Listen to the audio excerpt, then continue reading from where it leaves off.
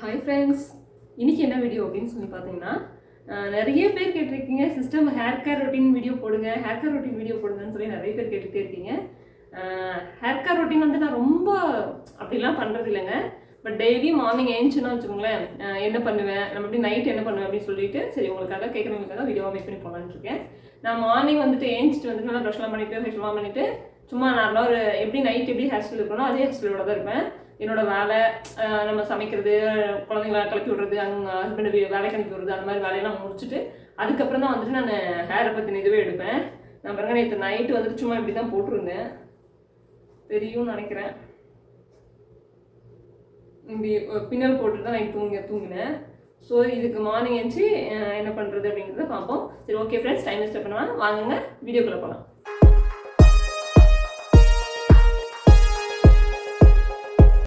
நான் மார்னிங் என்ன பண்ணுவேன்னா, எழுந்திரிச்ச உடனே வேலையெல்லாம் முடிச்சுட்டு ஃபஸ்ட்டு தலையில் இருக்கிறவங்க என் முடி எவ்வளோ பிஸியாக இருக்குன்னு சொல்லிட்டு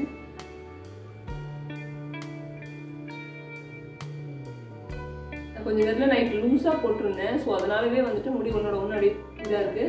மேக்ஸிமம் வந்துட்டு லூஸாக போடாமல் நல்லா பின்னி போட்டுக்கோங்க. நான் நேற்று ஈவினிங் வந்துட்டு நேற்று ஒரு ஹேர் ஸ்டைல் வீடியோ போட்டேன். ஸோ அப்படியே அந்த இதே அப்படியே விட்டுட்டேன். நைட்டு கொஞ்சம் ஒர்க் இருந்ததுனால நைட் தனியாக பிரித்து பின்னலை, சரி பின்னல் போட்டிருக்கோமே அப்படின்னு சொல்லிட்டு அப்படியே விட்டுட்டேன். இப்போ இது இந்த பக்கம் இருந்தது எல்லாமே இந்த பக்கம் வந்து நிறைய குளறுபடி ஆகிட்டுருக்கு. நான் இங்கே வந்துட்டு ஒரு குட்டியாக பின்னல் போட்டிருக்கேன்.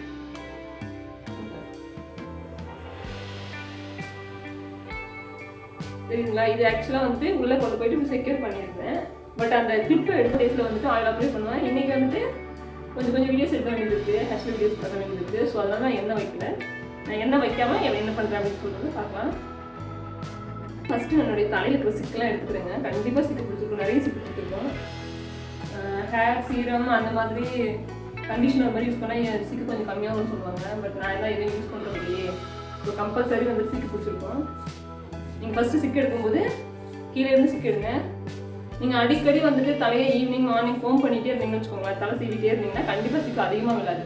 நீங்கள் 2 நாள் 3 நாளுக்கு அப்புறம் தலை பிரித்து நீங்கள் பின்னல் போடுறீங்க அல்லது அதுக்கப்புறம் வந்து ஹேர் ஸ்டைல் பண்ணுறீங்க அப்படின்னா தான் நிறைய சிக்கு பிடிச்சிருக்கோம். நான் நேற்று ஈவினிங் தான் இது பண்ணேன். பட் அந்தளவுக்கு சிக்கே இல்லை. நிஜமாக சொல்கிறாங்க, நான் எந்த ஹேர் சீரமோ அல்லது கண்டிஷனரோ யூஸ் பண்ணுறது கிடையாது. ஹேர் பேக் யூஸ் பண்ணுவேன், அதுக்கப்புறம் வந்துட்டு ஆயில் அப்ளை பண்ணுவேன். இதுதான் நான் பண்ணிகிட்ருக்கேன். என்னோடய ஃபேவரட் ஹேர் பேக் யூஸ் பண்ணுவேன். அது போட்டாலே மேக்ஸிமம் முடி வந்து ரொம்ப இதாக இருக்காது. ஃபஸ்ட்டு முடியை 2ஆக பிடிச்சிக்கலாங்க. அப்புறம் அந்த குட்டி குட்டி உங்கள் பின்மாண்டியில் இருக்கிற சிக்கெலாம் போகும். ஆனாலும் ஃபஸ்ட்டு கையில் கொஞ்சம் போதி விட்டுருங்க. அடியில் இருக்கிற சிக்கெலாம் ரொம்ப கொடூரமாக இருக்கும். ரொம்ப பெரிய பெரிய சிக்கு இல்லை.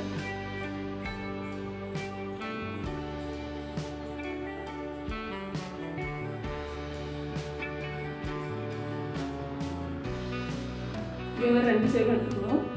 நீங்கள் அப்படி டேரெக்டாக சீவு போட்டு சீவும்போது முடி பிச்சு கொடுக்க நிறைய சான்ஸ் இருக்குது, கட் ஆகுது சான்ஸ் இருக்குது.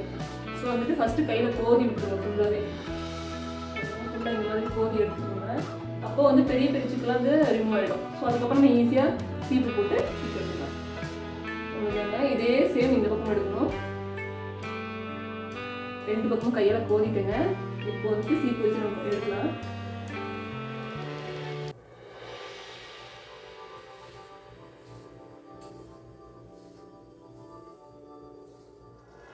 ஓரளவுக்கு சிக்கலாமே இல்லை.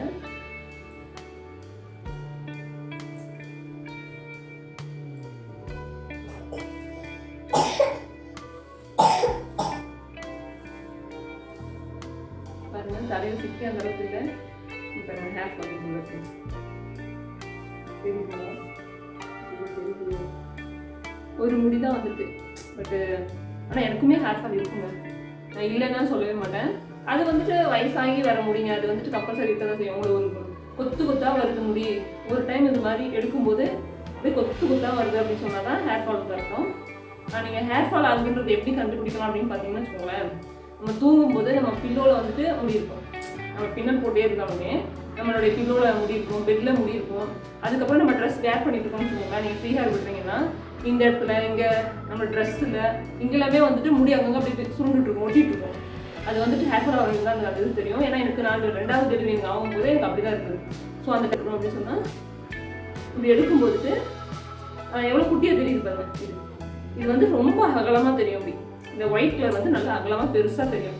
ஸோ வந்துட்டு அப்போவே நீங்கள் கண்டுபிடிச்சிக்கலாம் நமக்கு ஹேர் ஃபால் ஆகுது. அப்போ வந்து நீங்கள் ட்ரீட்மெண்ட் பண்ணலாம், அல்லது வேறு ஏதாவது ஆயில் சேஞ்ச் பண்ணலாம், அந்த மாதிரி பண்ணலாம். பட் நீங்கள் நார்மல் டைமில் வந்துட்டு ஒரு 10 முடி கொட்டுது அல்லது ஒரு 5-6 முடி கொட்டுது அது மாதிரிலாம் அதெல்லாம் நார்மல். வயசாகி முடி கொட்டுறது தாங்க அது. ஸோ அது பிரச்சனையே கிடையாது. நீங்கள் அதை நினச்சிட்டு நீங்கள் ஹேர் ஃபால் ஆகுதுன்னு ஃபீல் பண்ண வேண்டியதே கிடையாது.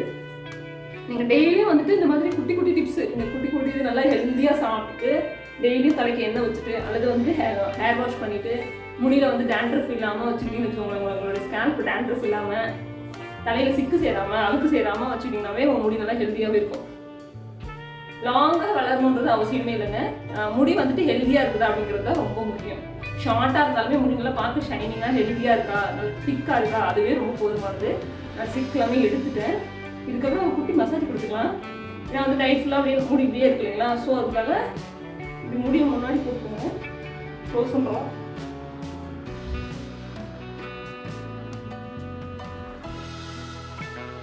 தெரியுதா தெரியல, நான் பேசுறது கேட்குதான்னு தெரியல. ஏன்னா நான் வந்துட்டு அப்படியே டேரக்டாக வீடியோ எடுத்துருக்கேன். ஸோ அப்படி முன்னாடி முடியை போட்டுக்கோங்க. போட்டுட்டு உங்களுடைய கையை வச்சு நல்லா அப்படியே தேய்ச்சி விடுங்க.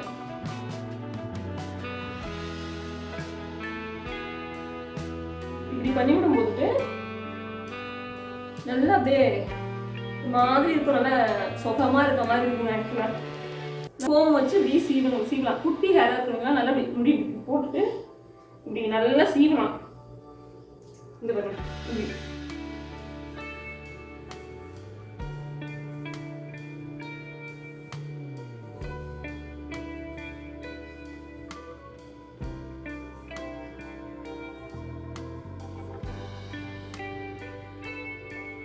அந்த மாதிரி தலை ஃபுல்லாக சீவிடுங்க. முடி வந்துட்டு நம்ம இப்படியே இருக்கிறப்போ நீங்கள் அப்படி ஆப்போசிட் ஆங்கிளில் வந்து சீவும் போது அப்படியே ஏதோ ஒரு தலையில் மசாஜ் கொடுக்குற மாதிரி நல்லா இதமாக இருக்கும். இந்த மாதிரி நீங்கள் டெய்லியும் பண்ணுங்கள். அதுக்கப்புறம் என்ன டிப் பண்ணணும் அப்படின்னா, நீங்கள் ஸ்ட்ரெயிட் பேக் எடுத்து ஹேர் ஸ்டைல் பண்ணுறீங்கன்னு வச்சுக்கோங்களேன். டெய்லியும் அதே ஒரே இதில் பண்ணக்கூடாதுங்க. நம்ம இப்படியே டெய்லியும் இப்படியே நீங்கள் ஸ்ட்ரெயிட் பேக் எடுத்து இப்படியே பண்ணுறீங்க. டெய்லியும் அந்த பண்ணுங்க. இந்த இடத்துல சன்லைட் பட்டு இங்கே இருக்கிற அந்த ஹேர் ஃபுல்லாகவே கொஞ்சம் கொஞ்சமாக கொட்ட ஆரம்பிச்சிடும். அதுக்கப்புறம் ரொம்ப அப்படி ஏற்றி வாரங்க அப்படி ஹேர் ஸ்டைலு இப்படியே நீங்கள் ஹேர் ஸ்டைல் பண்ணிகிட்டே இருந்தீங்கன்னு வச்சுக்கோங்களேன். சீக்கிரமாக இங்கே இருக்கிற அந்த பேபி ஹேர்ஸ்லாம் வளராமல் போயிடுங்க. சன்லைட் போட்டு வளராமல் போயிடும்.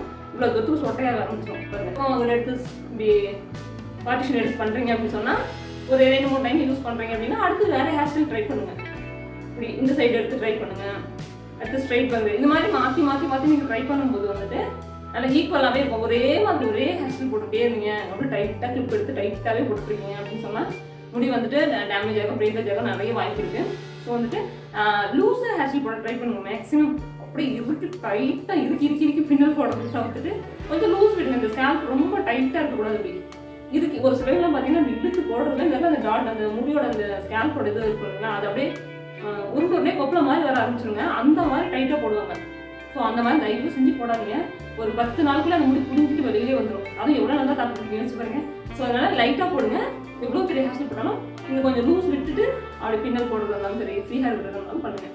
அது எனக்கே தெரியாது. ஆக்சுவலாக அவங்கவுங்களுக்கு ஒருத்தருக்கு சூட் ஆகும் இல்லைங்களா.